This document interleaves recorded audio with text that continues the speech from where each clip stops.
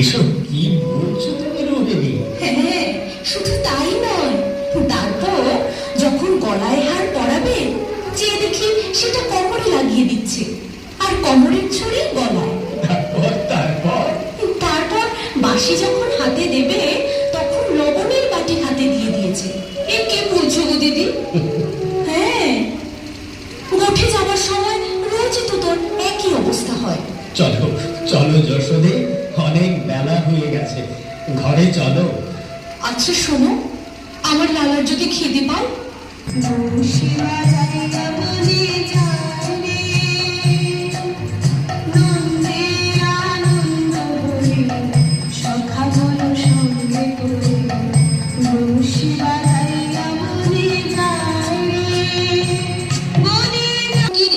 তোরাও এসেছিস?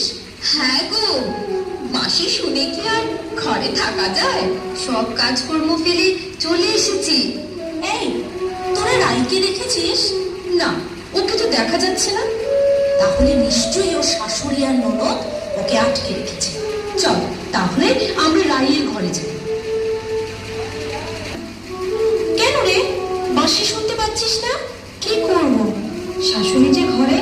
তাহলে কি হলো, আমরা তো বাঁশি শুনে সবকিছু ফেলে চলে এসেছি। তুই বল, জলের ঘাট থেকে তোমরা মথুরার হাটেও যাও না? শুনেছি তোমাদের অনেক বড় বাকি আছে। হ্যাঁ রে ললিতা, তুই আমায়। আর আমি কি করি? হে নারায়ণ, রক্ষা করো। এই কুটিরাকে দিয়ে আমরা কি করব? এই ললিতা, তুই কি বিড়বিড় করছিস?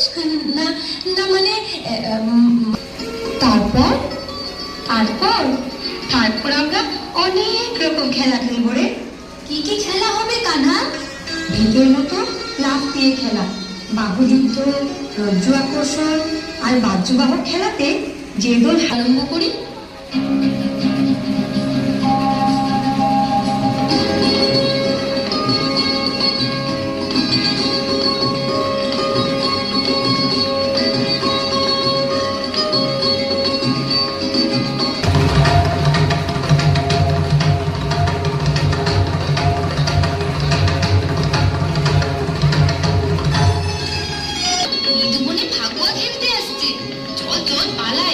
নইলে ওরা আমাদের রঙে রাঙিয়ে দেবে। চল চল চল পালাই। ধরো ধরো ধরো